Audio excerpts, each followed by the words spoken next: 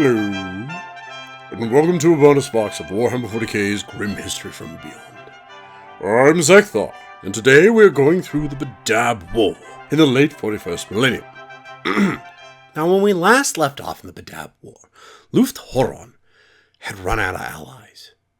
Both the Lamenters and the Mantis Warriors chapters had been routed, and the Executioners chapter had turned against him.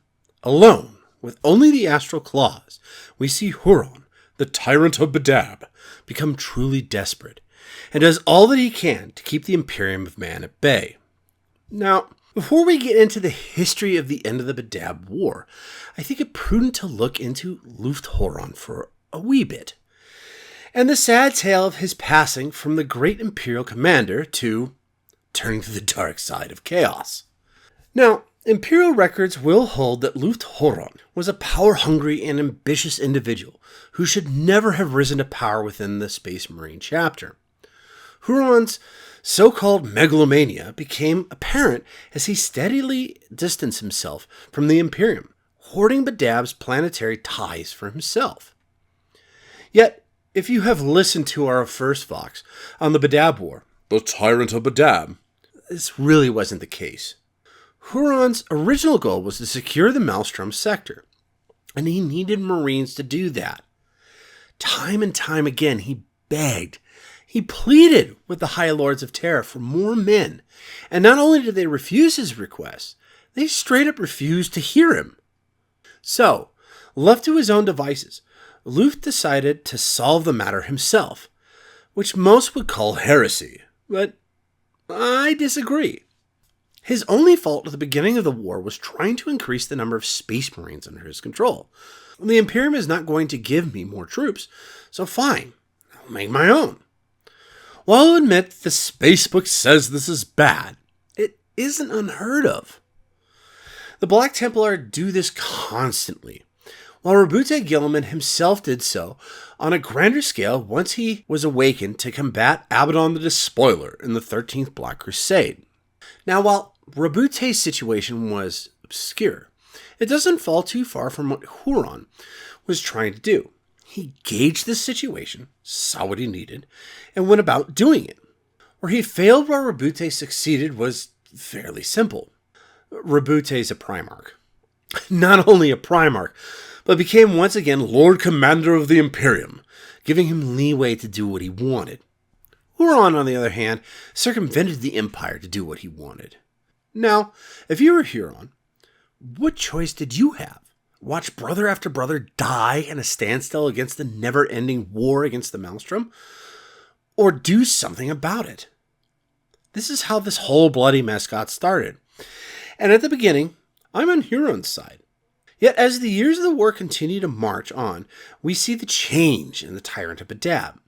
Again, Imperial propaganda would tell you that while it will never be known for sure, but current thoughts suggest that Huron was either an alien shapeshifter or otherwise subject to alien domination of the most unnatural kind. A sudden and unexpected manifestation of psychic powers and warp influence may lie at the heart of the matter. I mean, okay, come on guys. This to me is simply bad jargon, because the answer is far simpler than this. Luth Huron had become accustomed to power, and he simply didn't want to let it go. Yet at the same time, it was a little more than that. As soon as his parley with the Red Scorpions became a mess, which I explained in the second box, there will be blood, Luth knew that the only way he could survive was either exile, death, or victory. Now the question you are probably asking is, what would victory look like? To Huron, it could only be one thing. Never would he have thought that he could start to conquer the Imperium. His goal was far simpler. Bleed the Empire enough that they would listen to him. I mean, that's not a great plan, but that was all he had. And he did a damn good job of it for a time. Even the Imperium decrees it with their histories. If I may quote Vicanius Fandorium III. Though Luft Huron became an increasingly unstable commander, Throughout the Badab War, he remained a brilliant tactician who favored strategies and stalwart defense, married to high-speed counterattack and subtle flanking actions. He often turned his enemies' reliance on the Codex Astartes to his advantage in outwitting his fellow Space Marines. He also led many of his strike forces from the front line where he could, inspiring his warriors that followed him and assured them of the righteousness of his cause. You see? Even the Imperium of Man gives a begrudging nod to the Tyrant of Badab. If only the High Lords of Terra had done something to help him before the War of Badab started. Who knows what would have happened to Luth Huron? Perhaps he would have joined the defenders of Cadia in the 13th Black Crusade. Or he could have helped Rabute Gilman in the Indominus Crusade. Perhaps he could have even struck fear into the High Fleet of Leviathan as his astral claws smashed them into oblivion. Oh, probably not that last one, but you get the idea. Instead, the Tyrant of Badab led a war that was doomed to fail from the beginning, and one whose whole purpose was simply to win in a no-win situation, and that's what doomed him. We will see here in a few minutes that Huron doesn't like to lose, and he will do anything not to admit defeat, which means he's going to go off the rails a wee bit. Regardless, following what he regarded as treachery from his former allies, the Executioners chapter, Luth Huron announced in a recorded message that was relayed throughout the war zone that the Astral Claws and their subjects no longer were part of the Imperium of Man. Up until this point, although the Badab Secessionists had been declared heretic by the Imperium, within the worlds they had controlled the pattern of established life had gone on much as it had for many centuries, and the worship of the God Emperor had been maintained. This was Huron's last grasp. If he was to be exiled, he was taking everyone with him. This is the very sad end to a great leader, replaced by a paranoid delinquent that only thought of his own power, as opposed to his subjects. Within Huron's remaining domains, all signs and symbols of imperial authority, culture, and religious creed were cast down in a firestorm of iconoclasm, and the mass execution on Badab Primaris of ecclesiarchy clerics and functionaries was said to last for solar weeks without pause. As for the Astral Claws themselves, although the practice was by no means universal, many of the Battle Brothers began to deface any semblance of the imperial heraldry insignia from their armor and war gear, scouring it to bare metal or dabbing it in reds and crimsons in representation of the blood oath of vengeance, until only the symbols of the Tyrant of Badab remained. On Badab Primaris, for non-Astartes to dare look directly upon the face of one of the Astral Claws was now punishable by blinding. And after an assassin tried to take the life of Huron within his own command chamber, which the assailant was killed by the tyrant himself, non-Space Marines were banned entirely from the premises of the Palace of Thorns on pain of death. Thousands of civilians were killed in groundless reprisals by the Astral Claws' retaliators. By this point, the mindset of the Astral Claws themselves had succumbed to a siege of mentality, for they expected death as now inevitable, but were spurred on by the bleak desire for vengeance against those they believed had wronged them. Spite and rage consumed what little remained of their honor. Now, zipping back to the Loyalists, Lord High Commander Kerb Cole, having waited as long as he thought was strategically advantageous to gather his forces for a heavy assault, put his plans for an invasion and conquest of the Pyas system on the edge of the Badab system into action. The Pyas system had been identified as the key to the subsequent attack on the central Badab system, due in no small part to the relatively stable war route between the two regions. A plan long in fruition, Cole had already set up a series of secondary fronts on Isin and Decabalus, where raids and hit-and-run actions by his own Red Scorpions chapter, along with the Minotaurs and Exorcists, had destabilized much of the region and forced the Tyrant of Badab's armies to spread their outer defenses thinly. The initial attack would occur with an Imperial naval assault to interdict the industrial world of Pyas 5, also known locally as Yarrow Station, with a direct Space Marine assault against the lunar colonies on the second moon of Pyas, dominant gas giant Cretaeus. This attack was to be conducted by the combined forces of the Exorcists and the Red Scorpions chapter, their strike force amounting to an effective strength of 6 Space Marine companies. The majority of the Space Marine contingent was made up of fresh reinforcements of the Exorcist chapter who Lord Commander Cullen had kept in reserve for this closing stage of the war, although overall tactical command of the assault was taken by Cullen himself. From the start, the invasion of the Pyas system was subject to reversal and unexpected calamity.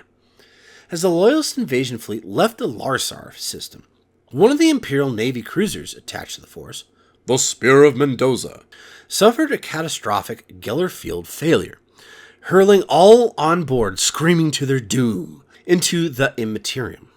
Several other ships were either damaged or scattered due to the unexpected turbulence in the usually stable warp route. This forced the ill-fated fleet to arrive piecemeal at the target system's edge, further out than had been planned. The Loyalist starships were forced to reassemble and operate at maximum thruster burn for a number of solar days to reach the inner worlds of Pyas, after which time all elements of surprise had been lost. The Loyalist fleet had little choice but to press the attack. The bulk of the Imperial naval ships, led by the Retribution-class battleship Throne of Blood, broke off to engage the defense fleet and bombard Pyas 5, while the Space Marines' strike force diverted to assault the moon of Cryaetus Secundus. A flotilla of planetary assault craft faring Astra Militarum and Inquisitorial forces formed a rear echelon, intended to consolidate and exploit a successful Astartes attack. Initial enemy resistance in space proved insufficient to slow the attack down, even though the Imperial forces sporadically encountered minefields that were breached or bypassed without loss. The Secessionist army around Pyas 5 stood little chance of long delaying, let alone preventing the Loyalist force assembled by Lord High Commander Cullen from their inevitable assault. The fighting above Pyas 5 proved particularly fierce, as the defense ships flung themselves almost suicidally against their attackers.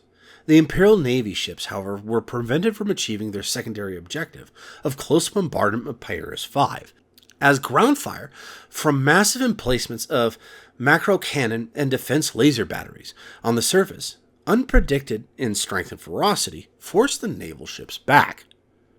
Elsewhere, in orbit of Cryaetus Secundus, despite strong resistance, greater success was found by the Loyalists, and between them, the combined might of the Red Scorpion's Sword of Ordon and the Exorcist's Redeemer smashed aside the moon's asteroid forts in short order.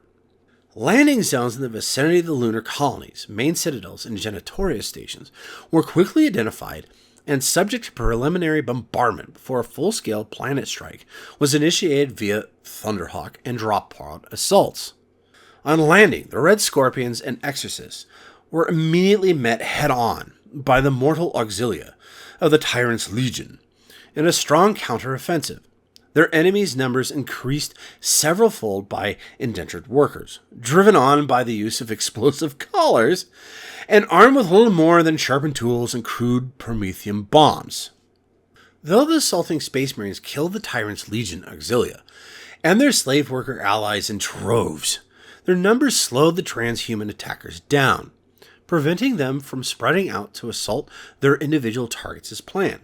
It was at this point, when the bulk of the Red Scorpions and Exorcist chapters were both bottled in their landing zones, that the Astral Claws sprung their trap. Previously silent and long-concealed ground batteries fired from the depths of the alien forest that covered the moon, striking down Thunderhawks and landing craft and ripping into the Space Marine warships in close orbit above. From within the moon's citadels, cannons and mortars thundered afresh, pelting the Loyalist Space Marines with missile and shell, indiscriminately targeting the battles where their own forces were engaged at close quarters with the Loyalists.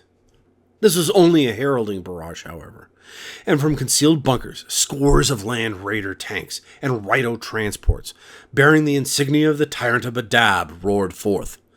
The near chapter strength of the Astral Claws, with their master, Luth Huron, leading at the fore. Lord High Commander Cole and those Space Marines that stood with him were caught between a crossfire from above and the Tyrant below. You see, the Tyrant had long ago divined the importance of the Pyas system as a keystone in the Badab sector's defense and drew his own plans accordingly. The presence of the concentration of the Astral Claws on Critias and the secret upgrading and cunning deployment of its defenses had not been the whole of the Tyrant's strategy either. And within a solar hour of the hidden guns of Critias, Secondus, opening fire and cutting off the Loyalist spearhead from its supporting ships, the Tyrant's own war fleet ripped into real space at the edge of the inner Pyas system. And within a solar hour of the hidden guns of Critias Secondus, opening fire and cutting off the Loyalist spearhead from its supporting ships, the Tyrant's own war fleet ripped into real space at the edge of the inner Pyas system. What was to follow was to be one of the largest and last major fleet engagements of the Badab War. With the final remaining operable battle barge in the Astral Claws fleet, the mighty and storied Seraph of Judgment, the Secessionist armada represented the last excise of their own vaunted naval power. Outgunned, the senior Imperial Navy admiral realized that the tactical situation had suddenly shifted and quickly ascertained that if the Tyrant's fleet could take on the two Loyalist forces separately, they might yet attain a crushing victory. But if fought simultaneously, the Loyalists would be far more evenly matched against them. With the communications with the ongoing ground war impossible, it was with a heavy heart that Captain Wyatt Ryder, the exorcist master of the fleet, reluctantly agreed with the Vice Admiral's dire assessment of the situation and complied with his plan of feigned retreat and rendezvous. With their enemies seemingly in full flight before them, the Secessionist fleet ravaged into the inner system at full speed, striking at targets of opportunity such as the ungainly Loyalist rear echelon transports. Thousands of embarked troops aboard these Imperial transports died as a result. Now, meanwhile, on the planet's surface, savage fighting raged on as the Loyalists and Secessionists clashed without mercy. The Astral Claws came on in savage and bitter fury as the Red Scorpions met them with a righteous hatred of their own, while the Exorcists displayed their usual unnerving calm in the face of overwhelming force. The Lord High Commander Cole stood at the fore. At his side was Severin Loth, chief librarian of the chapter. Luth Huron struck the Exorcist battle line ferociously, smashing aside Space Marines with contemptuous ease. The Tyrant's blood-splattered personal guard poured into the breach behind him, forming a murderous wedge as the Tyrant strove to reach his true and chosen enemy, Carib Colne. Captain Silas Albrecht, commander of the Exorcist forces, led a counter-assault force of his chapter's elite Enelkian Guard to confront the Tyrant head-on in an attempt to blunt his attack and prevent the momentum of the battle from shifting at a critical juncture. Instead of being matched with the Tyrant, Silas Albrecht found himself in a duel with ancient Cleator, one of the most feared and infamous of the Astral Claws dreadnoughts. The Exorcist captain suffered terrible wounds, which crushed and crippled his Terminator armor before he was able to disable the dreadnought's motive system with his master-crafted relic mace, the Hellslayer, felling the great metal beast. As the battle continued to rage, the two chapter masters at last found each other, and Carib Colne and Luth Huron matched their skills in personal combat. The Tyrant of Badab charged the Red Scorpion chapter master in fury, bellowing his rage, while Colne fought in grim silence, concentrating on countering the frenzied blows of the Tyrant's relic lightning claw, known as the Ghost Razors, from the ancient heirloom of his chapter, the Blade of the Scorpion. Soon Colne was covered in a dozen bleeding wounds. It was at this point, when the two warriors parted from the exchange of blows, that Colne finally spoke, taunting the Tyrant with accusations of his own. Further maddened by these insults, the Tyrant of Badab howled in rage and charged at the Red Scorpion again. But Khuln expected the frenzied attack and deftly turned aside, allowing the Tyrant's momentum to take him past. In a blow that would have normally felled even the mightiest of Space Marines, Khuln lashed out with the blade of the Scorpion and slashed deeply into the Tyrant's side, parting his foe's armor in a welter of blood. But the Tyrant shrugged off his opponent's attack and wheeled around, his claws arcing down, and the ghostly blades punching through Carib Khuln's breastplate. Only through a momental effort was Khuln able to fight on through his agony, hurling himself backwards onto the ground before the Tyrant could close his clawed fingers and rip out his heart. The Red Scorpion then slid down a slope of rubble and armored bodies before the looming Tyrant, whose bitter laugh echoed above him. Khuln staggered once more to his feet, direly wounded, as the battle continued to rage around him. Then, suddenly, a new sun burned the heavens, raining destruction down on all below. Gambling on a dangerous plan to extract the forces stranded below, Captain Ryder bargained that the planetary defenses would be half blinded by the battle raging above them in orbit.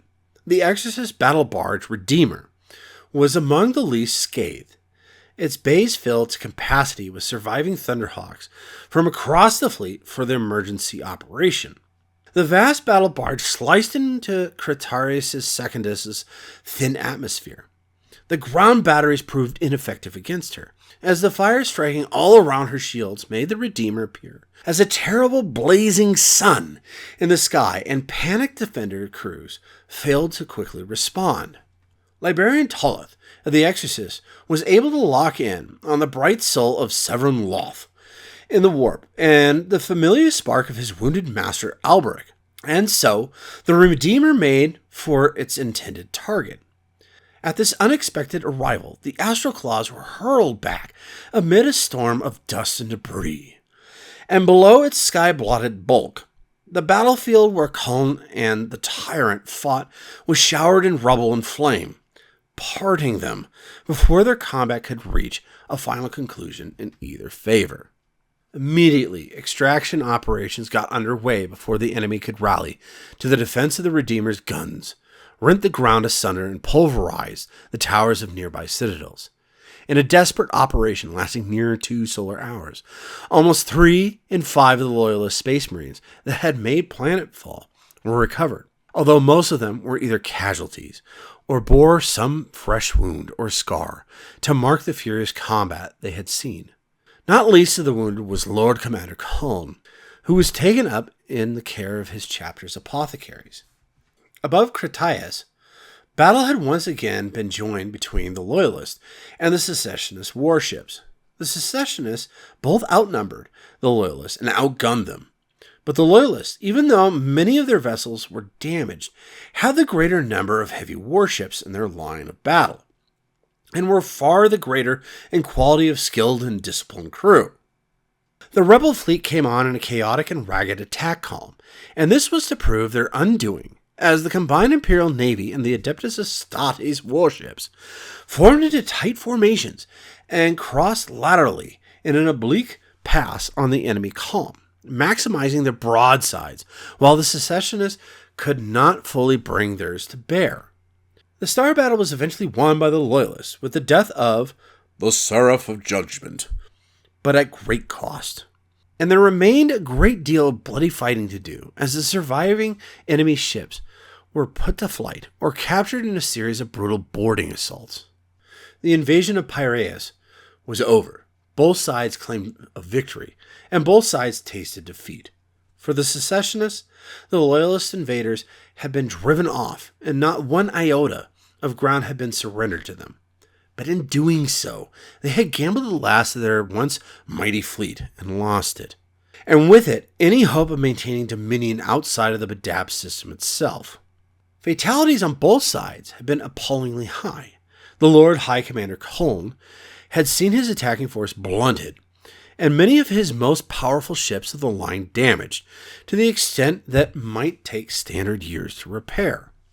The Badab War had arguably been won at Pyas by the Loyalists, but there was one last battle to fight, and that was likely to be the most terrible of all, the final siege of Badab itself. After the tumultuous events surrounding the failed invasion of the Pyas system, and the unknown status of the Executioner's chapter, the Badab War entered a new and uncertain era.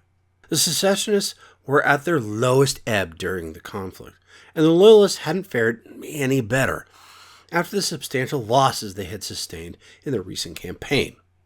They were in no position to exploit their enemy's weakness or press an attack. From the aftermath of the invasion of the Pyas to the mid-divisions of 912.M41 became known as the Silent War, as it composed 100 of small-scale engagements. The Maelstrom zone could not be considered pacified by any means despite the sundering of the secessionist domains, and it was only the presence of the loyalist detachments of the Minotaurs and the Sons of Medusa that kept the imperial lines of supply viable. Without the thinly spread Astra Militarum and Inquisition forces attached to the loyalist command, the retake worlds in the Pale Star region would have slid into anarchy or succumbed to the same civil strife that had stricken those in the Galilean system. Soon the Loyalist command received word that the Tyrant of Badab's forces were falling back to the Badab system, stripping the defenses from the worlds such as Isan and Decapolis, abandoning them to their fate. Matters became further confused when it appeared that some forces of the Tyrant's Legion, and even some small splinter groups of the Astral Claws had abandoned their master, turned full renegade, and made an attempt to flee into the Maelstrom zone. While once again Corsair and Xeno sightings became an increase across the western and southern zone. Potentially spread out over a vast area of dangerous wilderness space, the Loyalists now seemed to face multiple foes whose actions could not be readily predictable. If the Loyalists did not take the strategic initiative, the conflict could spread slowly across the entire region, possibly taking solar decades, if not standard centuries, to quell. The injured but still active Lord High Commander Carib Cone conveyed a full council of war at the newly commissioned Imperial Battle Station complex in the Vanaya system to determine a strategy and divine a future course of the war. Representatives from all the Loyalist Space Marine chapters still involved in the conflict were present. Cone's own Red Scorpions, the Salamanders, Minotaurs, Exorcists, Carcharodons, and the Sons of Medusa. The Firehawks Master, now ailing Stibur Lazaric, was also summoned as an equal, despite reservations held by others. Some stain of blame and suspicion of dissent still persisted amongst some of his peers. Inquisitor Legate Jarndis Fron, whose voice was that of the High Lords of Terra in the council, served as an arbiter, and at Fron's personal invitation, a deputation of the Archmagi of the Forge World of Angstrom was also received, and now finally welcomed as allies to the Loyalist cause. Legate Inquisitor Fron brought news to the council that the Mantis Warriors chapter had finally submitted themselves before the Legate's authority, to avoid the utter destruction of their worlds.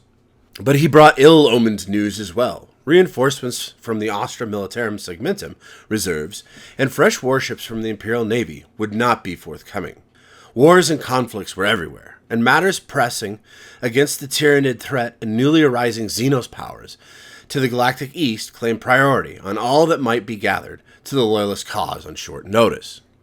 However, the darkly reputed Star Phantoms chapter were en route at full chapter strength and would be with the Loyalists by the year's turning. The Adeptus Mechanicus of the Angstrom would provide further aid to the Loyalist cause by granting a bounty of arms and munitions. They also vowed to aid the Loyalist attack on Badab Primaris when the hour of battle came. In accordance with the Loyalists' newly formed strategies, and with the hard lesson of Pyas well learned, the ultimate goal of the investiture and siege of the Badab Primaris would now be delayed until overwhelming forces were available. In the meantime, an enhanced blockade and watch would be maintained while the rest of the Maelstrom zone was brought under the Loyalist heel. The Firehawk's immense mobile fortress monastery, the Raptorus Rex, was brought to the Pyas system to form the linchpin of the reinforced blockade, but when the Loyalists arrived in system, they found it in half-abandoned shambles. Crataeus Secundus was ravaged and near lifeless, and Yarrow Station had been gutted and was now famine-stricken by its former Astral Claws masters and left to their fate.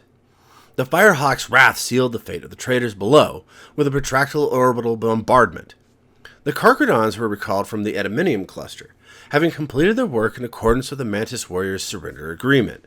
The Carchrodons' large fleet, along with ships from the Exorcist and Sons of Medusa's chapters, were assigned into small battle groups alongside Imperial Navy scouting vessels and dispatched on independent hunter-killer missions throughout the Maelstrom zone.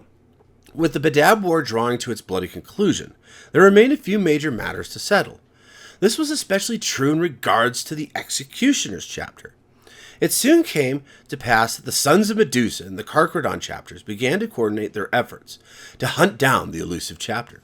They had discovered what they believed was the center of operations in the Dean Stellar Drift, and they intended to prosecute a campaign of annihilation against them. As skirmish and clashes between them began to escalate, the Salamander's captain Pyas Mersan was deeply troubled. The Executioners had acted with honor during the war, and moreover, he felt his own chapter owed them a debt not easily repaid following the events of the Red Hour. Renewed by the arrival of the Salamander's vanguard cruiser, Obsidia, and a half-company of battle brothers freshly returned from the Segmentum Solar, Marsan took it upon himself to seek out the leader of the Executioners, Thulsa Kane, and attempt to parley and a negotiated end to the Executioners' role in the war. Questing along the Maelstrom Zone's southern periphery for several solar months, the Obsidia rushed in response to reports of battle at the fringes of the Radian Cataract. There they found the Executioner's battle barge, Phaeton's Wrath, and the infamous Night Hag, hunting down two damaged Sons of Medusa's strike cruisers in the dense asteroid fields and dust clouds of the turbulent star system. Without second thought to his own ship's safety, Captain Mersan interposed his vessel between the two warring sides and deactivated his ship's weapons. He then demanded that an honorable discourse between the brothers take place. The Loyalist forces faced a tense standoff, coming to the brink of warring amongst themselves, but Mersan was successful in forcing both sides to stand down. He then negotiated the Sons of Medusa departure and the Executioner's ceasefire, bringing the Night Hag, with Kane aboard, under the Salamander's own personal flag of safety, to formal parley with the Loyalist command. Though shadowed with the warp echoes of prowling Carchrodon warships en route to Crow's World, they were not attacked. Many on the Loyalist side had a mind to arrest and even slay the Executioners on sight, but the voice of Pyas Mersan, a respected representative of his first founding chapter, was not so easily dismissed. Nor were there likely consequences should blood be shed dishonorably at this time. Seeing the strategic wisdom of being able to remove a dangerous and unpredictable chapter bloodlessly from the war, Lord High Commander Carib Cole acquiesced to Mersan's proposal in regards to the Executioners.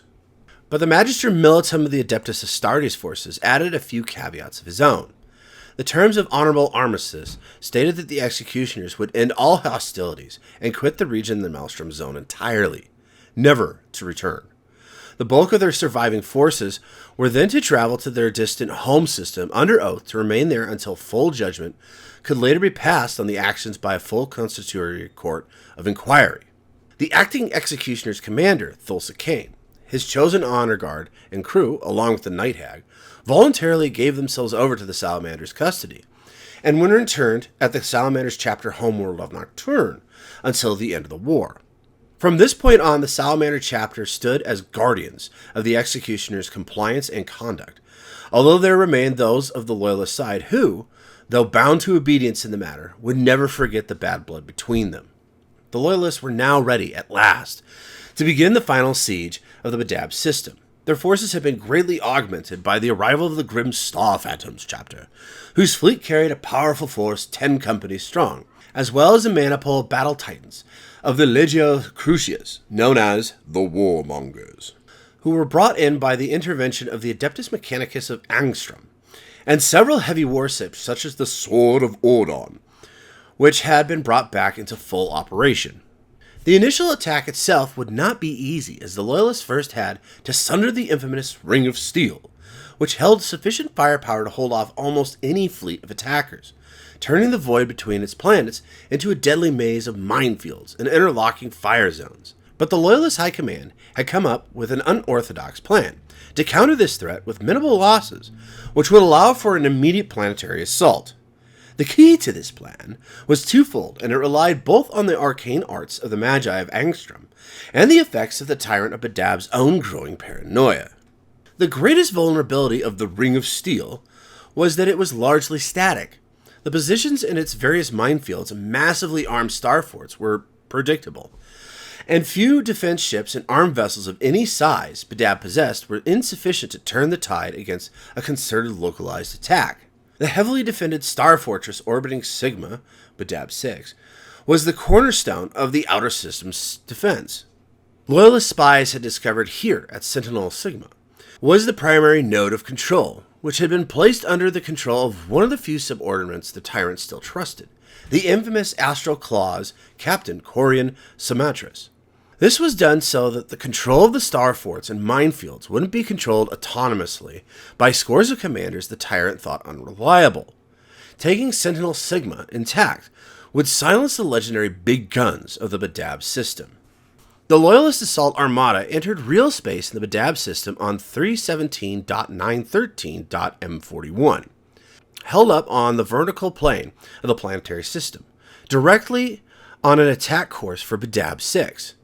The Armada consisted of no fewer than 6 Space Marine battle barges and 9 strike cruisers, along with 6 other Imperial Navy ships of the line, an Adeptus Mechanicus war caravel, and 84 escorts and strike vessels of various classes.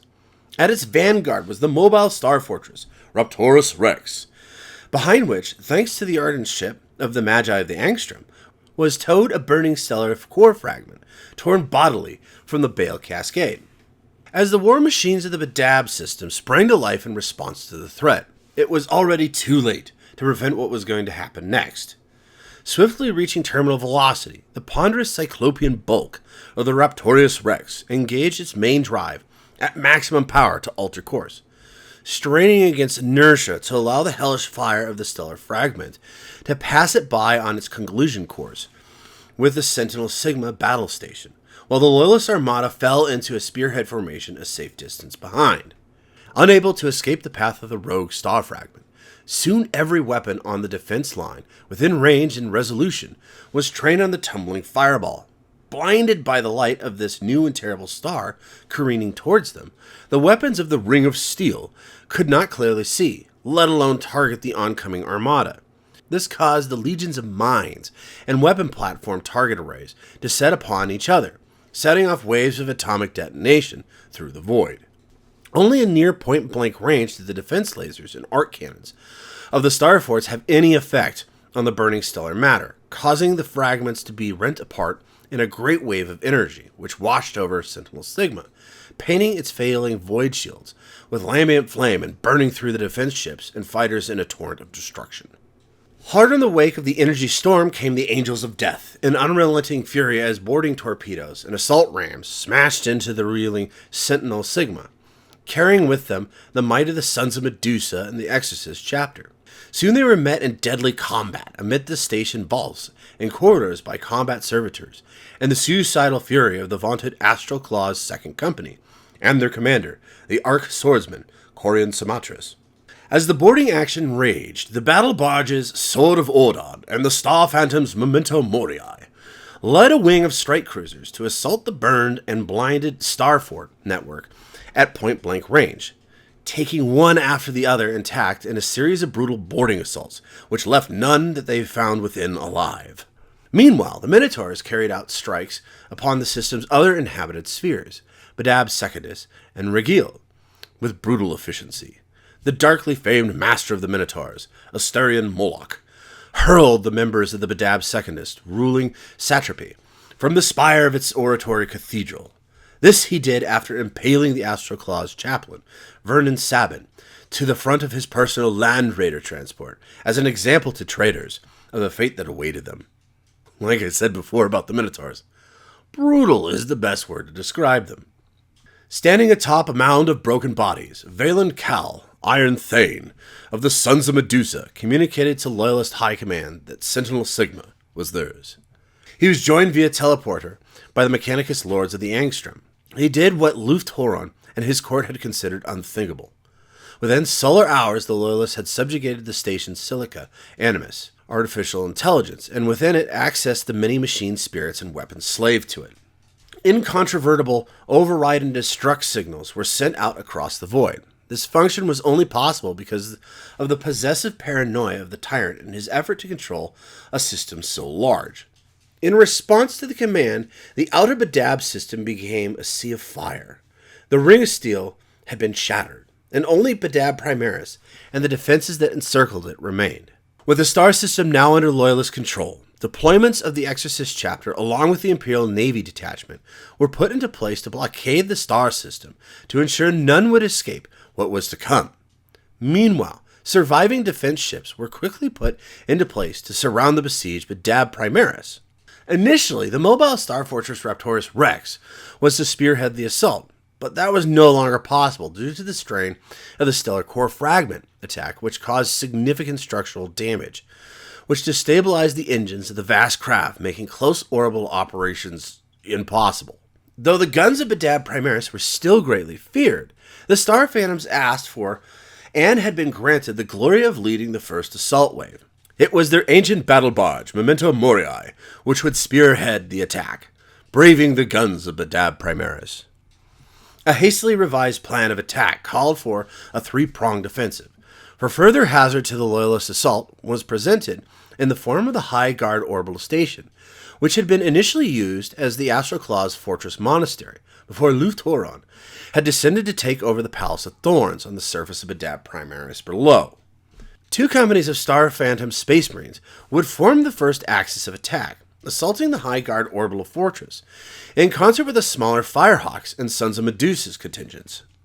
The second would be led by the Carchrodons, as they would descend in full force to the surface of Badab Primaris' hive cities to crush any opposition.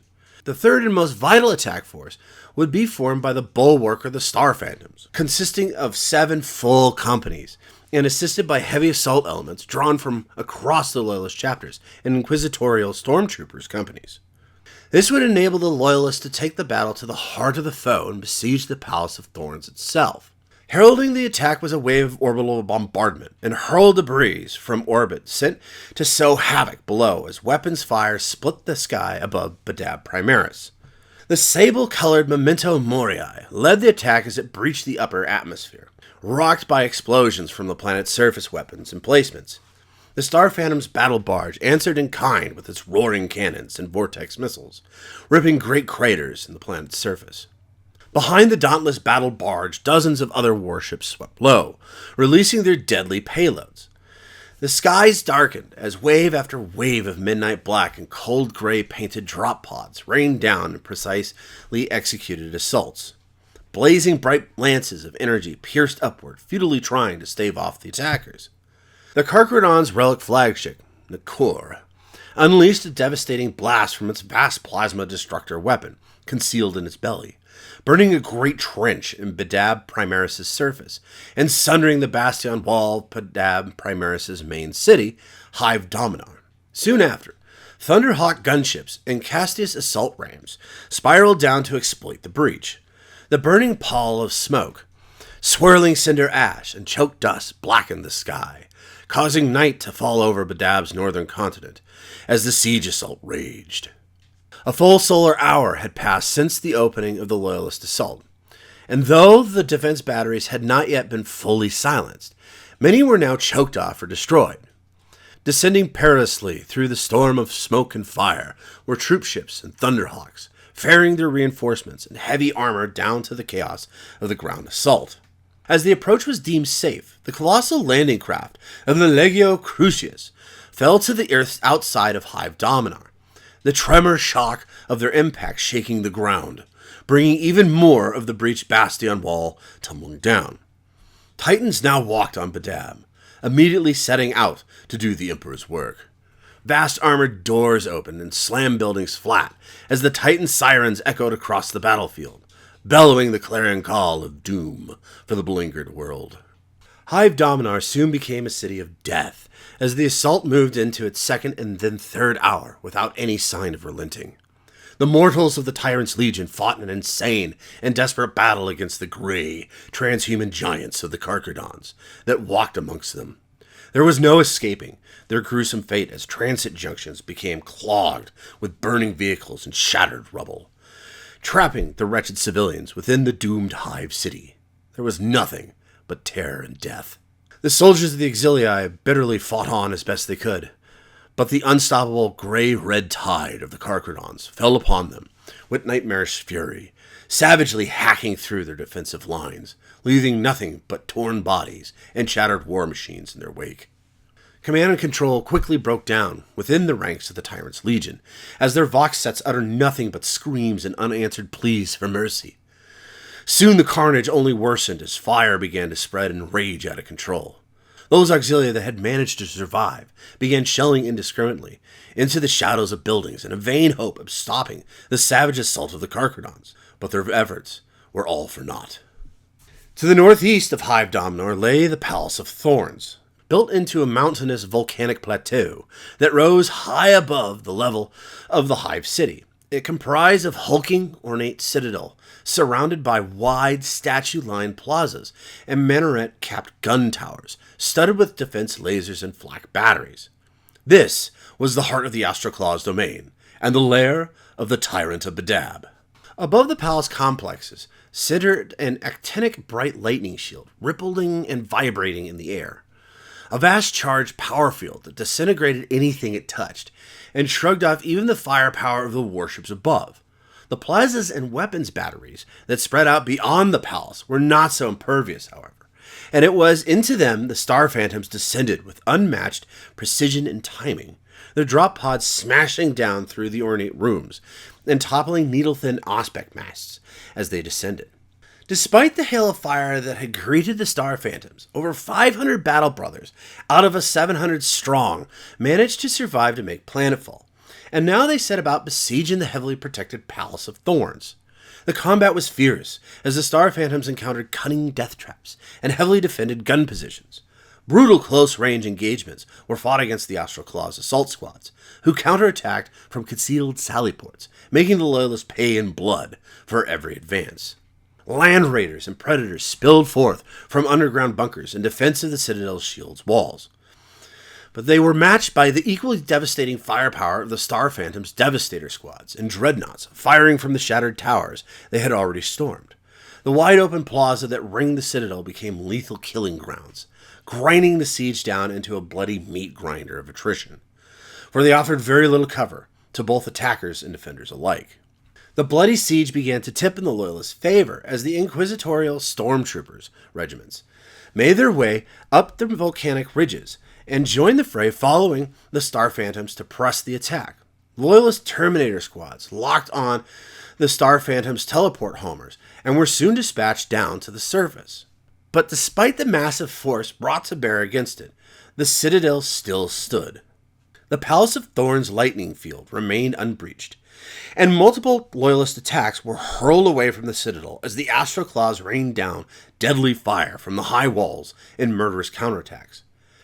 Even with the advent of the Reaver-class Titans of the Legio Crucius alongside the Sons of Medusa's detachments, the Loyalists could not force the issue.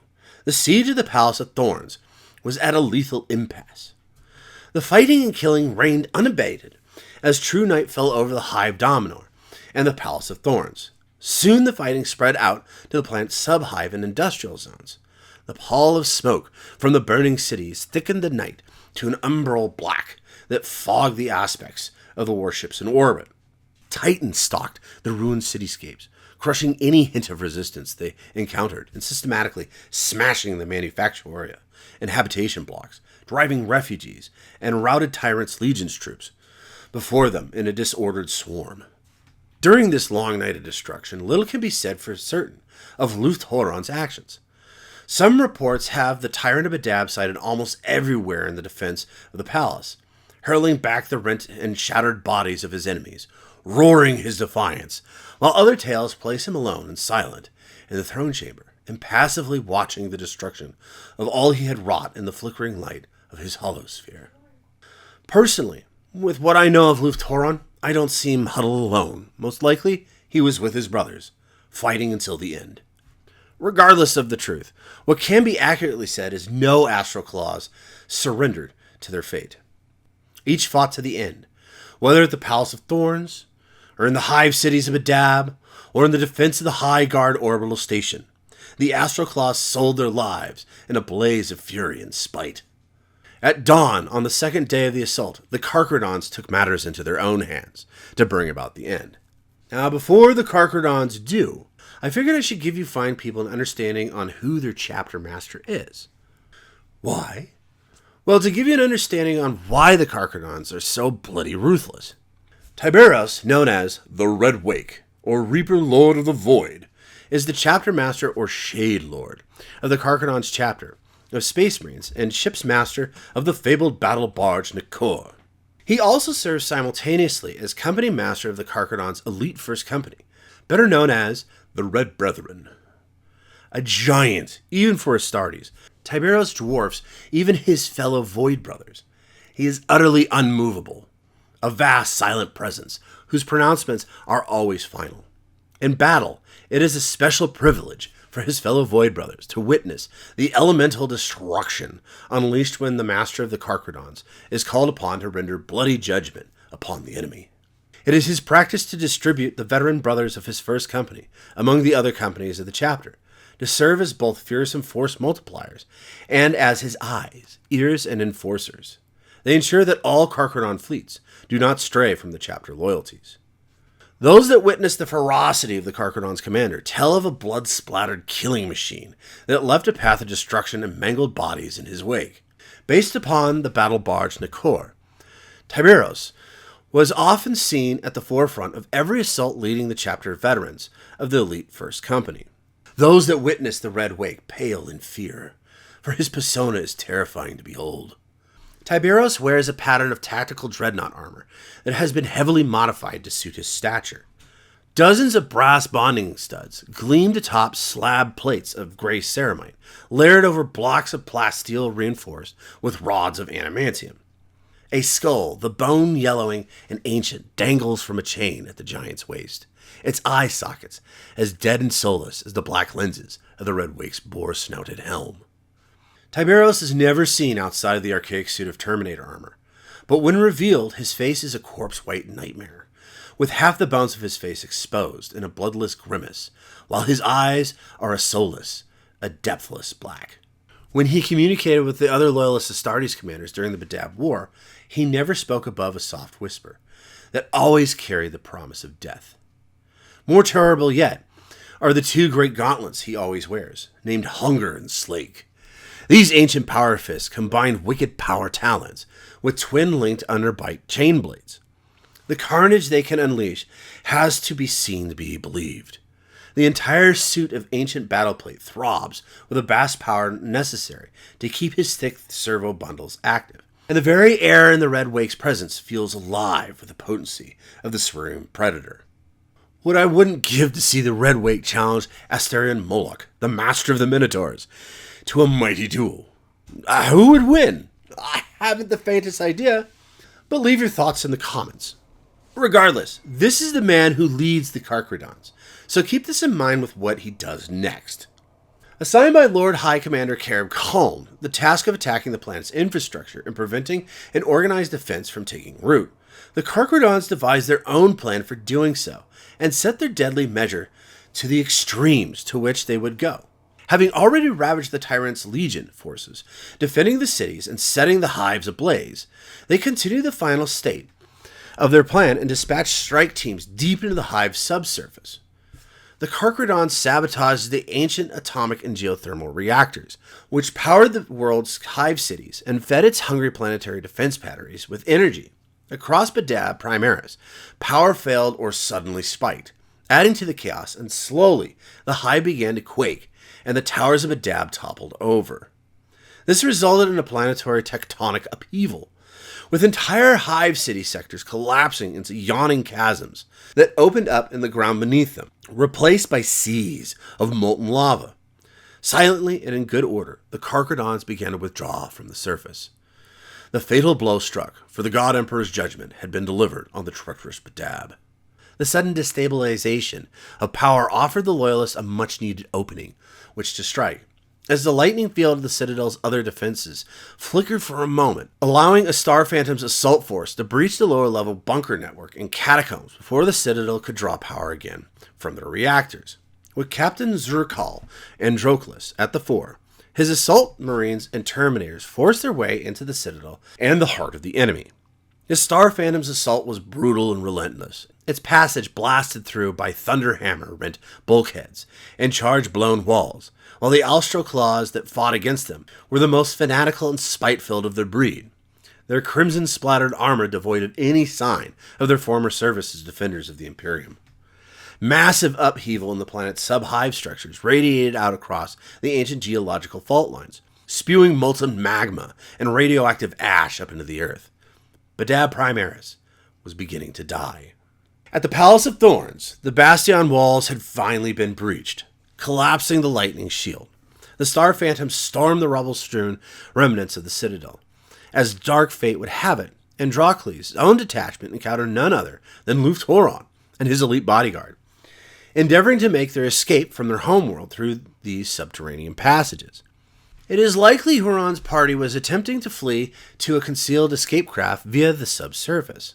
The battle that followed was swift and bloody, and the Star Phantom's force was wiped out to an Astartes, but data recovered from the power armor of the slain Star Phantoms and Astral Claws in the combat's aftermath revealed that Captain Androcles was struck down by the Tyrant in the confrontation. As his life bled from him, with his dying strength, the grimly determined Androcles managed to unleash a Melta-Blast at point-blank range into the Tyrant of Badab, dealing him a mortal blow. The Melta-Blast struck the arcane lightning claw the Tyrant habitually wore, which catastrophically exploded and unleashed a baleful pulse of energy. His blast incinerated the Tyrant's arm and much of his right side, and the remnants of his burning armor collapsing to the ground was the last image recorded by the fallen Star Phantom's captain's autosenses. Soon afterwards, when a second Star Phantom squad entered the vault, they found the bloody remains of the Millie, along with shrapnel and organic tissue later identified by the Magos biologists of the Constitutionary Court as belonging to the Tyrant. The bulk of Luth Huron's body, however, was not found, nor were any remains that could be later identified as belonging to the Astroclaw's master of the Forge, Arminus Volthex, who had also been present in the combat. Further investigation of the matter, or deeper exploration of the lower levels of the Palace of Thorns, proved impossible, as the wider situation on Badab Primaris began to deteriorate rapidly. Beneath the hives of Badab Primaris, the cascading destruction of the reactor cores took its toll. The tectonic shocks and volcanic eruptions increased at an exponential rate, causing the campaign of conquest on Badab to quickly devolve into an anarchic retreat. Many were caught in the path of destruction. Vessels of any and all kinds were commandeered by both loyalists and secessionists alike in a desperate effort to flee. In the anarchy and ruin that followed the destruction of the hive cities, the majority of the planet's population was estimated to have been exterminated in a matter of solar days. As confusion reigned in the wreckage-strewn star system, several Loyalist transports were also shot down by Loyalist blockade ships. It is believed that at least one small warp-capable privateer vessel managed to escape the Badab system into the Imperium. Later intelligence reports suggest that less than 200 Astral Claws were aboard, led by Arminius Volthex, and carrying their master's broken body. With the destruction of Badab Primaris, the Badab War was finally over. Now, you're probably wondering how the Imperium dealt with the Secessionists, and those that aren't are probably thinking that they killed all of the Secessionists. While normally that would be apropos for the Imperium, the aftermath of the Badab War is a little more complicated. You see, after the death of Badab Primaris, the remaining secessionists from the Astral Claws, Executioners, Mantis Warriors, and Lamenters chapters were put on trial before a specially convened consistorial court and their peers with their very existence at stake. Despite the attempts of the Inquisitor Legate Jandis Fromm to have the matter placed fully under inquisitorial remit, a conclave of 5 Space Marine chapter masters, whose forces were not part of the conflict, were convened in judgment in accordance with Adeptus Astartes tradition. Representatives of those that fought on both sides went on to give evidence to the court. Particularly noteworthy was the testimony of Captain Marsan of the Salamanders, speaking out in eloquent and moving defense of the Executioner's chapter's honor, if not their actions. Also, heard at great length was the now near dead master of the Firehawks, Stuber Lazarek, and his bitter calls to eradicate the vanquished foe without exception. The last to testify was Inquisitor Legate Thrawn himself, whose impassioned and wise words called on the assembled chapter masters to weigh both the deeds of the men and the will of the Emperor, and heed the judgment of history on them. The unanimous verdict was reached by the tribunal that the Astral Claws were judged to be traitors most foul, and they were to be declared excommunicate traitores. They were guilty of taking up arms against the Imperium and the Emperor, and deceitfully causing their brethren to do likewise. The consistorial court also found that all those chapters who had taken part in the Badab Secession were guilty in breaking both the Codex States and the ancient covenant with the Emperor that it represented. In punishment, all the Astral Claws in the Imperial custody were blindfolded and shackled in dishonor and then put to the sword. It was further judged that the other surviving Secessionist chapters would have to take 100 standard long penitent crusade to atone for their transgressions, and would have to do so without the right to recruit new brethren to replace their losses during this time of punishment. Their future survival would therefore be left in their own hands, and by the grace of the benevolence of the Holy Emperor. In addition, the Mantis warriors would henceforth lose all rights to their ancient domains in the Endominium cluster, with their goods and chattels given over to the Firehawks in punishment. And likewise, the Lamenter's chapters were condemned to surrender reparations in the starships and war gear to the Minotaur's chapter. But this, in essence, was nothing more than a rubber stamp approval of actions that had already taken place. The Executioner's chapter, in contrast, were granted a measure of comparable clemency, and their twin chapter worlds were given over in trust to the Salamander's chapter, and their own successors, rather than forfeiting entirely, to be returned to them should they endure their 100-year act of contrition and survive. Now, as for the mortal men and women in the Maelstrom zone, caught up in a solar decade of calamity and bloodshed, their lives now belong to the Administratum. Now, I just have to say, it sucks being a human in the Imperium of Man. Alongside them were the Adeptus Mechanicus and Inquisition, both of which had their own interests to serve, and all would have their due. In recognition for their efforts in the war's brutal final assault, the badly mauled Star Phantoms chapter was given the somewhat pyrrhic reward of dominion over the once proud Badab sector, along with the task of policing its survivors by edict of the Inquisitor Legate. Though the Star Phantoms were now reduced to less than a third of their former strength, ruling over a kingdom of ashes, they had long been a fleet-based chapter, after having lost their former homeworld centuries before. They eagerly grasped this laurel of victory as their just and long-labored reward. With the pick of the sector's worlds for their choosing, the Star Phantoms brought the severely damaged battle barge Memento Mori down to the surface of the ice world of Jaga in the Archaea system to serve as their core for the new fortress monastery, and slowly began the process of rebuilding their chapter. With the arrival of fresh Imperial naval task forces, redeployed to be based in Vanea, the administrative auditors emplaced on Saigon and other loyalist Space Marine forces, having completed their operations in the Maelstrom zone, began to depart for their chapter worlds and wars afresh. The care of the Maelstrom zone was now in other hands in the province of New Masters. It was only when the Red Scorpion's Sword of Ordon, the last of the loyalist battle barges, was taking leave to depart Vanaya on the long voyage back to Zabius Minoris, that news reached the system of a dark fate that befallen the Tranquility system. After departing the Maelstrom zone, the Carcadon's chapter fleet returned to the Endominium cluster. There, with the agreement of the Firehawks, they struck at the Tranquility system, whose worlds were once the primary recruiting and training grounds of the Mantis Warriors chapter. From these worlds they harvested an entire generation to renew their own losses, forcing those selected to fight to the death to prove their worth in order to survive in the Carcadon's brethren. Thus paid in blood, the Carcadon's fleet departed, the last known sighting of them made by an exploratory augury beacon, which marked them taking course through the warp, ascending the galactic plane into the blackness of the outer void once more. On returning to Holy Terra, And with his last act before he discharged his legatin authority, Inquisitor Jarndus Fron ordered an edict of obliteration to be carried out under the auspices of the Adeptus Terra in regards to the Astral Claws, the Tiger Claws, and their master Luth Huron. The task therefore began a wiping their accursed name and their sins from the pages of the Imperial history. Sanitized and altered versions of the events of the war began to enter the official record, distorting reference as the first stage of eventual total purgation, while an inquisitorial enforced data program to remake extraneous and morally unworthy facts concerning the Badab War was conducted. I might mention that this also expunged any wrongdoings that the Imperium had in this debacle. Not that the High Lords truly cared, but it was a nice touch to keep rumors spreading of their incompetence. The eye of the Imperium then moved on to the next crisis in the galaxy, consumed by conflict. Now, originally it was declared that Luth Huron had been killed in the conflict, yet this was not the case. Though badly maimed by the multi-melta blast, the Tyrant of Badab yet still lived, though one side of his body was entirely reconstructed with bionics, the tech marines and the apothecaries of his former chapter standing long vigil over him.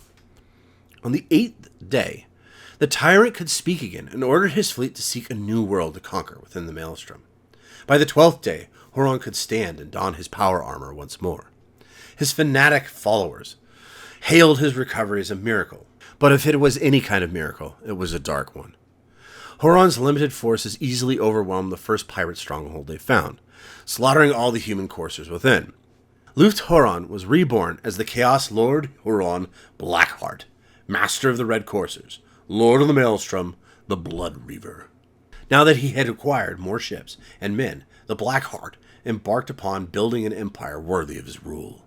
His dreaded Astral Claws followers then became known as the Red Corsairs, after the blood-red color they used to obliterate their old imperial iconography and symbols, becoming a piratical renegade warband of Chaos Space Marines that established a potent Chaos Empire within the warp rift of the Maelstrom to rival that of the Eye of Terror. To this day, many of those Space Marines who have tragically fallen to the lure of chaos are inevitably found within the ranks of the Red Corsairs, embittered and twisted by the evil powers of chaos that reign supreme within this hellish realm. The crimson artifice chosen by his followers as their warband colors and iconography pleased Huron greatly, and all of the renegade Space Marines who have joined since have taken these colors to show their allegiance. By early 927.M41, the first reports reached Imperial authorities of attacks from Corsair forces operating in and around the Maelstrom, which had worsened considerably. Although other than the Pale Stars region, the rest of the Maelstrom zone largely, and it appeared deliberately, remained unaffected. Vessels and agents sent into the region began to uncover rumors of a powerful new Corsair lord operating within the Maelstrom, leading a warband of crimson-daubed heretic Astartes, seeming to owe no allegiance to any prior known faction and operating with extraordinary ferocity and tactical discipline.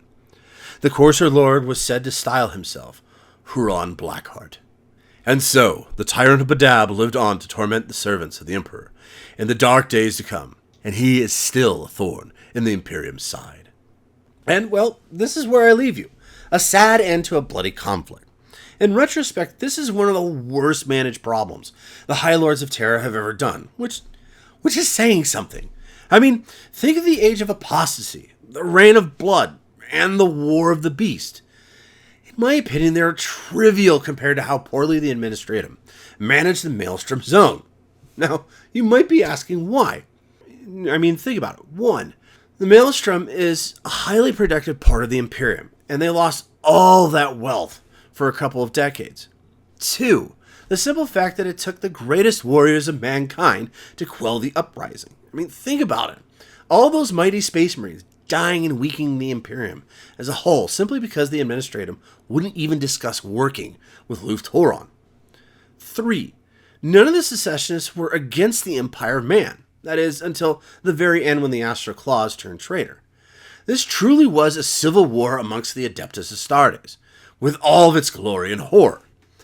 And lastly, but certainly not least, Luth Huron would have probably been one of the greatest commanders the Empire had ever seen, if the High Lords of Terra had simply worked with him. Imagine if he was still loyal when the 13th Black Crusade kicked off. He would have by that time disposed of the problems of the Maelstrom, and would more than likely be eager to do battle with the Empire's greatest adversary, Abaddon.